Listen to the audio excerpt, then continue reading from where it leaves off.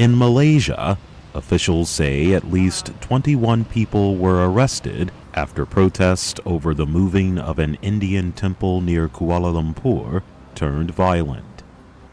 In China, the hospital linked to a genetic experiment on human babies denies involvement. It said the signature on a document approving the experiment is false.